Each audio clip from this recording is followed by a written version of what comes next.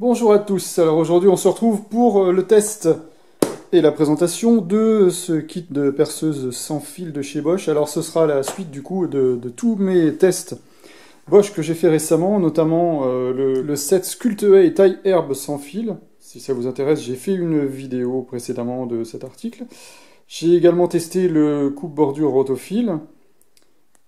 Et bientôt, je ferai le test de ce taille-haie que je n'ai toujours pas reçu et que je vais bientôt recevoir. Donc là, aujourd'hui, c'est le test de la perceuse sans fil. Alors, l'avantage, c'est que à la fois le taille-haie dont je vous parlais juste avant et le rotofil utilisent le même type de batterie. Donc, la batterie, en fait, est utilisable sur toute la gamme Bosch 18 volts. Et ça, c'est super. Alors, attention, c'est la gamme Bosch verte. On ne peut pas mettre les batteries bleues sur le vert et inversement les batteries vertes sur le bleu, et le bleu étant la gamme professionnelle. Donc j'ai reçu cette boîte de chez Amazon, je vous commande pas mal de choses chez Amazon comme vous le savez. Pourquoi? Parce que déjà c'est moins cher, je suis livré directement à mon boulot, comme ça pas de souci. Je le reçois directement, j'ai pas à aller faire la queue dans les magasins et autres, et en plus c'est moins cher qu'en général que dans les magasins. Alors il y en a beaucoup qui se plaignaient sur Amazon qu'ils avaient l'impression de recevoir une boîte d'occasion. En fait, pas du tout, la boîte elle n'est pas d'occasion, simplement comme c'est une boîte qui est vendue en vente à distance en fait par Amazon, elle n'est pas scellée. Ici, vous voyez, il y a un petit trou pour mettre un serre-câble en fait pour bloquer l'ouverture de la boîte, mais en fait, je pense que Bosch ne met ça uniquement que dans les boîtes qui sont livrées en magasin physique pour éviter que les gens aillent fouiner dans la boîte dans le magasin. Là, en l'occurrence, il n'y a pas de risque que dans les entrepôts, les gens viennent s'amuser à ouvrir les boîtes. Donc c'est pour ça que la boîte n'est pas scellée. Et également, il se plaignait aussi que la boîte n'était pas rangée comme elle devrait être. Alors effectivement, voilà le contenu de la boîte. Moi, j'ai trouvé qu'elle était parfaitement rangée.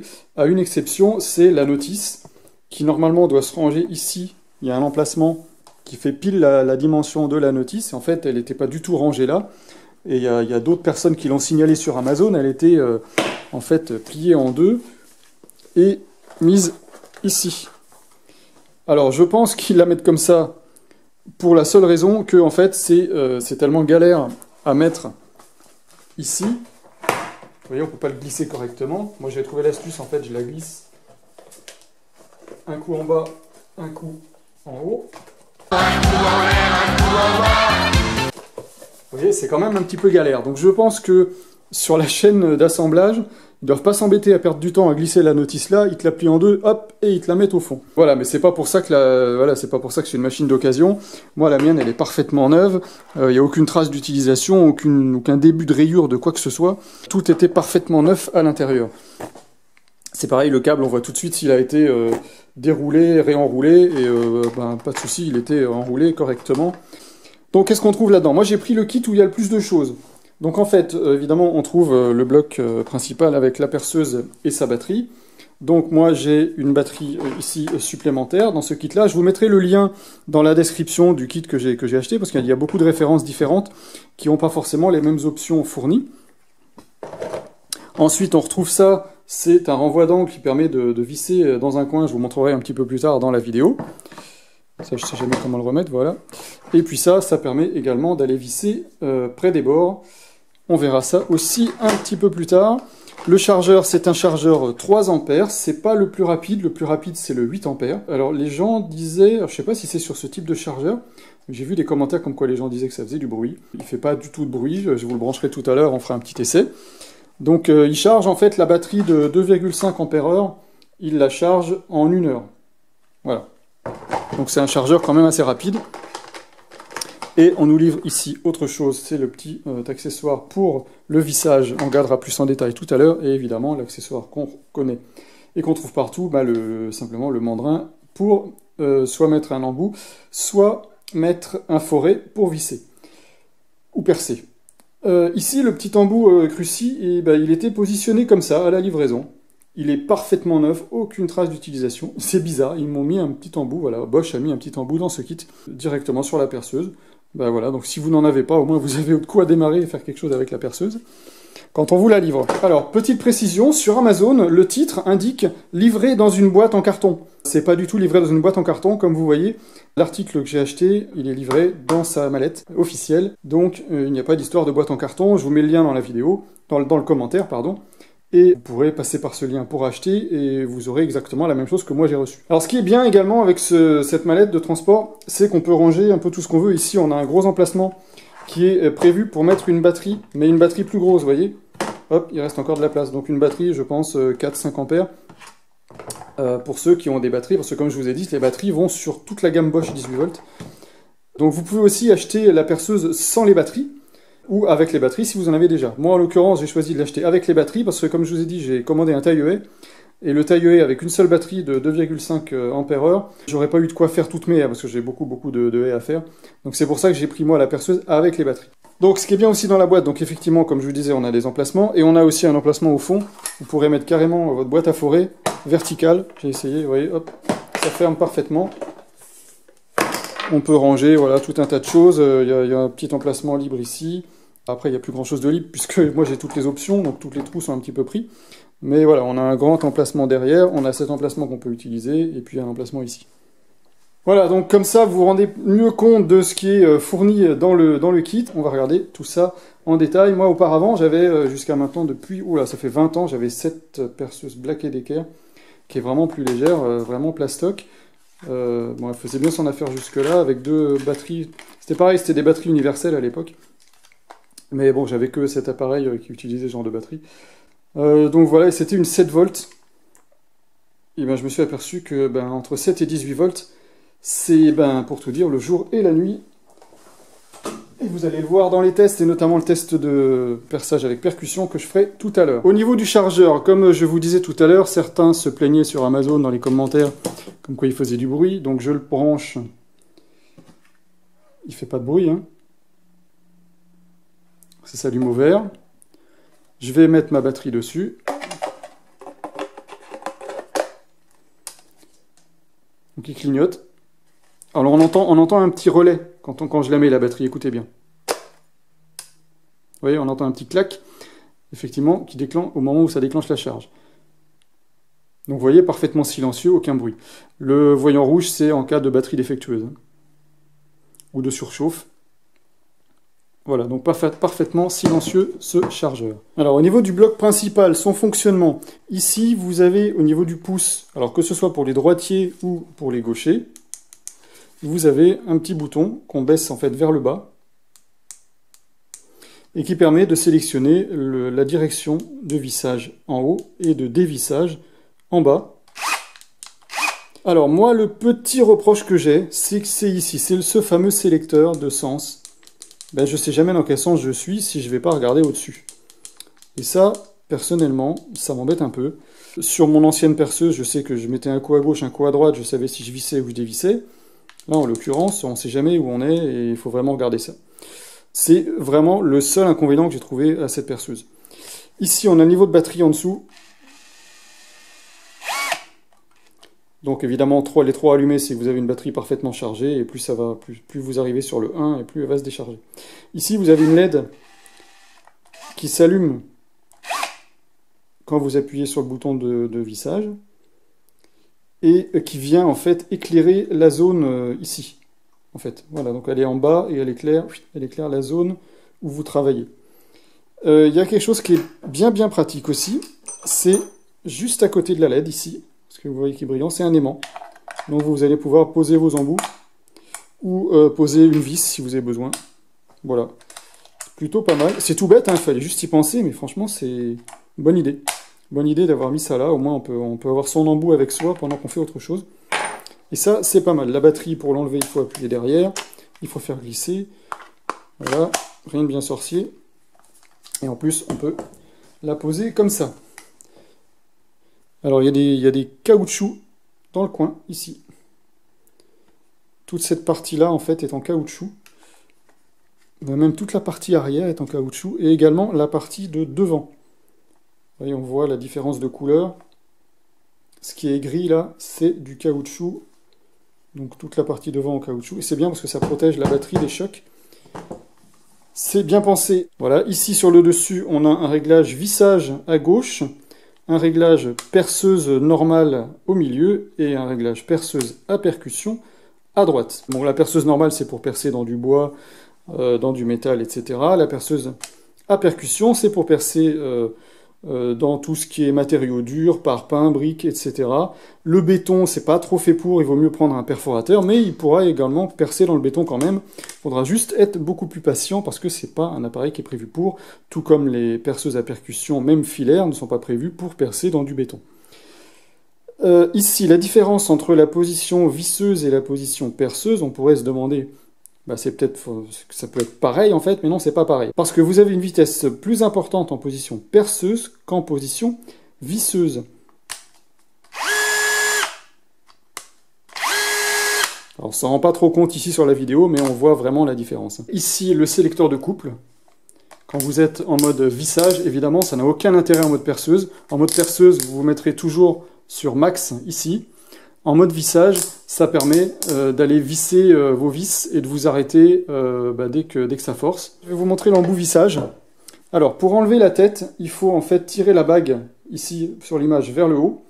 Mais par contre, il faut tenir en même temps. Donc là, comme j'ai un embout, je me perce un peu la main à essayer de le sortir. Donc c'est ça qui est un peu chiant, en fait. Donc il faut le tenir d'un côté et pousser avec l'autre main. Donc, dans ce cas-là, il vaut mieux enlever les accessoires, poser votre main à plat et on tire et ça sort tout seul. Après, pour le remettre, il suffit juste de pousser et ça clique tout seul. Voilà. Donc, on va regarder déjà pour le vissage. Donc, il y a ce petit accessoire qui est fourni. Donc, il vient juste se clipper. Comme ça. Voilà. Ça se clip simplement ici. Ensuite, il faut repousser la partie avant. Et on vient mettre l'embout directement ici. Ensuite, on le remet comme ça, de manière à ce que l'embout dépasse à peine. Ce qui vous permet de mettre votre vis ici. Et la vis tient parfaitement parce que la petite bague, désolé pour la mise au point, la petite bague brillante que vous voyez, en fait, c'est un aimant. Donc ça permet d'aimanter directement la vis. Et de manière à ce qu'elle tienne. Ça marche aussi pour les plus petites vis. Voilà. Et on sent bien la résistance par rapport à cette position-là où la vis est moins tenue. Quand je suis comme ça, on sent bien que la vis est franchement bien accrochée à la visseuse. Et ça, c'est plutôt pas mal. Je vais vous enlever ça, comme ça vous allez voir comment c'est fait. On peut juste mettre l'embout. Vous n'êtes pas obligé de mettre l'accessoire. Si vous voulez visser directement, vous pouvez le faire comme ça. Vous pouvez aussi mettre un porte-embout ici directement. Et votre embout ici si vous voulez plus de distance. Voilà, mais dans ce cas-là, cet outil-là ne sert plus à rien, cet accessoire. Voilà, donc ça, c'est pour le vissage. Après, on a donc le mandrin. Alors, il est auto-bloquant, c'est-à-dire que je peux l'ouvrir à la main, je peux aussi l'ouvrir en faisant travailler la perceuse. Hein. Voilà. Donc après, si je veux mettre un foret, je me mets en position vissage. Je mets mon foret au fond.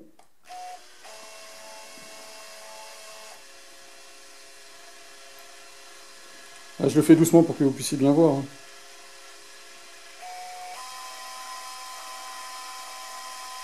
Voilà. Et après... Alors vous pouvez soit le bloquer comme ça avec le moteur, ou si vous voulez économiser votre batterie, et une fois qu'il est dedans, vous pouvez le serrer à la main. Parce qu'en fait, le mandrin, il est auto-bloquant, c'est-à-dire quand il est en position arrêt, vous pouvez très bien dévisser ou visser votre foret à la main comme ça. Voilà. Donc ça, plutôt pas mal. Donc là, je retrouve le même problème que tout à l'heure, c'est que maintenant que j'ai mon foret qui est dessus, c'est un peu compliqué d'enlever la tête. Donc ensuite, ça c'est le renvoi d'angle, ça vous permet, vous pouvez le mettre un petit peu dans tous les sens. Si je veux le mettre comme ça, je peux, voilà. Et ça me permet d'aller visser quelque chose qui serait peu accessible, par exemple, là en l'occurrence, quelque chose qui serait là, d'aller le visser, si j'ai pas assez de recul. Je vous montrerai tout à l'heure, on verra mieux. Et ici, c'est l'accessoire qui permet d'aller visser, si vous êtes coincé contre un mur, d'aller visser par exemple quelque chose qui serait là, vous voyez, et du coup on peut visser assez proche du mur. Voilà, encore un accessoire assez intéressant. Alors l'avantage du renvoi d'angle, là, je vous ai simulé un espace d'environ 10-15 cm entre les deux boîtes. Je vous ai mis la batterie pour que vous puissiez vous représenter la taille à peu près. Donc si j'ai envie de visser comme ceci, ici comme ça, si je veux mettre une vis, alors j'exagère, elle est grosse la vis, mais si je veux mettre une vis comme ça, bah, je ne pourrais pas le faire avec ma perceuse, parce que vous voyez, elle ne passe pas entre les deux boîtes. Donc c'est là qu'est intéressant d'enlever, donc hop, on enlève ça. On met le renvoi d'angle. Et donc une fois qu'il est positionné, je vais pouvoir glisser ma perceuse entre mes deux planches, par exemple, mettre ma vis au bout, et du coup, je vais actionner avec ma main gauche ici le moteur, et je vais pouvoir m'aider avec la main droite pour donner de la pression, pour pousser ma vis. Donc je vais pouvoir, dans un espace assez réduit, pouvoir mettre une vis là où je n'aurais jamais pu le faire avec une visseuse. Maintenant, je vais vous montrer l'utilité de cet accessoire qui permet vraiment de se rapprocher des coins. Donc, en mode visseuse normale, eh bien, je vais pouvoir visser au maximum. Vous voyez ici où est la pointe de mon embout, c'est-à-dire bah, plus ou moins le trait blanc ici. Hein. Voilà, on est vraiment sur le trait blanc en bas du dessin. Et bah, si je veux me rapprocher plus du coin, bah, simplement je mets cet accessoire. Et là, je vais pouvoir aller beaucoup plus près. Vous voyez, je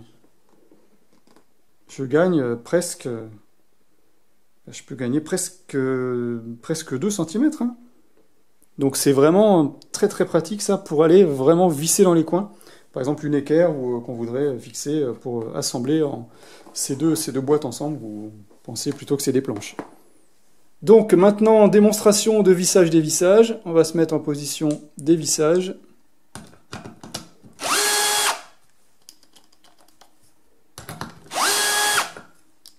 Impeccable. On va revisser ça un peu plus loin. Donc je passe en position vissage.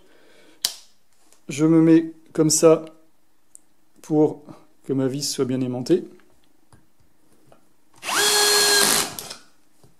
Alors, évidemment, j'aurais dû le tenir en même temps. Donc là, j'ai juste à mettre ma vis au bout avec l'aimant.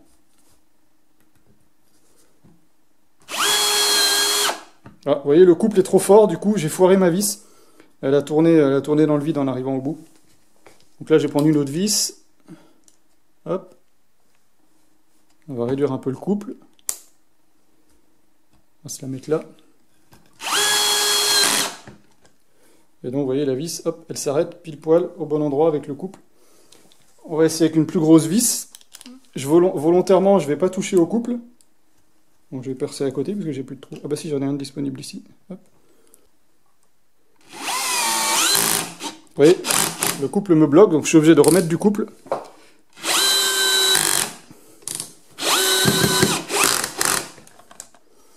Et voilà, parfait. Maintenant, on va l'enlever.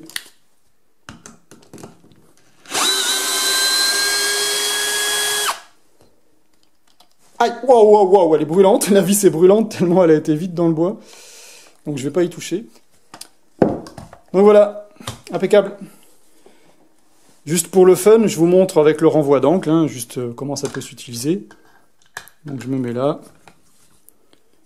J'appuie avec une main, avec l'autre main, j'appuie sur la gâchette. Je vais me mettre en position dévissage. Vissage. Voilà. Tout simple, tout bête, et ça marche bien. On va voir maintenant comment il se débrouille en mode perçage dans les matériaux durs. Alors maintenant, on va tester le mode percussion. On va voir si ça percute ou si ça percute pas. Je mets le couple au maximum. J'ai mis un forêt béton de 8. Hein, j'ai pas pris du petit, j'ai pris du 8. Donc c'est ni trop gros ni trop petit, c'est même plutôt dans les gros. Et on va percer dans ce bloc de parpaing. On va percer ici, là où c'est le plus épais, évidemment. Sinon, c'est pas drôle si je perce à côté. Et on va voir à quelle vitesse il perce. Et s'il arrive à s'en sortir.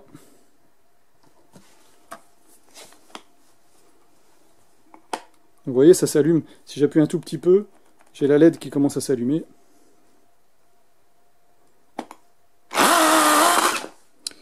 Alors, vous voyez, la percussion est tellement percutante qu'elle m'a cassé mon bloc.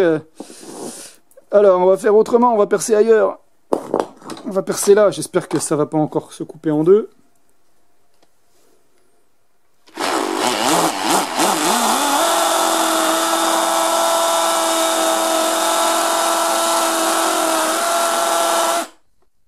Vous voyez, j'ai pas percé longtemps. Et j'ai percé de quelle distance? Ouah, c'est chaud. Voilà. Ouais, je me suis enfoncé de ça. Vous voyez, hop. Je vais chercher le fond. Je positionne mon doigt. Voilà, j'ai percé déjà 2 cm. Donc ça perce franchement bien.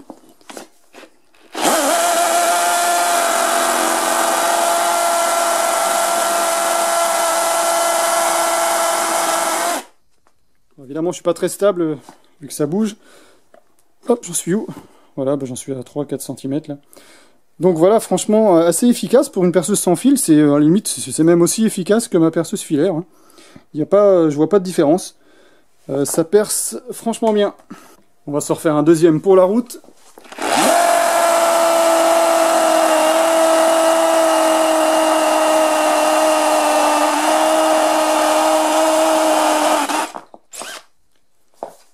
Voilà, impeccable.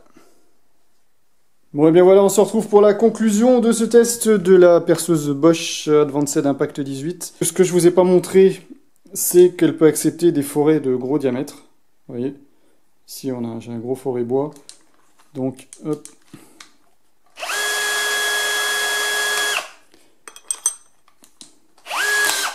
Voilà.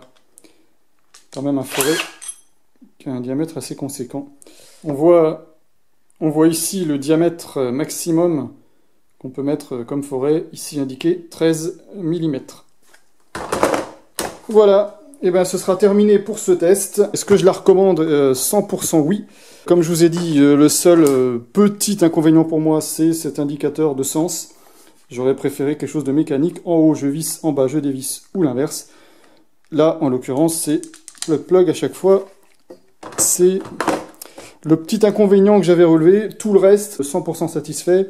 Fonctionne très bien. Pour le béton, je suis, on va pas dire bluffé, mais franchement, je m'attendais à pas un résultat aussi bon qu'une perceuse filaire. Et ça, rien que pour ça, je regrette pas l'achat, puisque il fallait toujours que je sorte le fil pour l'autre perceuse, et c'était franchement embêtant. Donc voilà, si vous avez des questions, c'est comme d'habitude, c'est dans la partie commentaires, j'y répondrai dès que possible. Vous avez le lien de l'ensemble que j'ai acheté en bas dans la description. Comme ça, si vous voulez le même, vous ne vous tromperez pas de référence. Et puis, en attendant, je vous dis à bientôt pour une prochaine vidéo. Là, je vais vous laisser parce que j'ai quelques petits travaux à finir.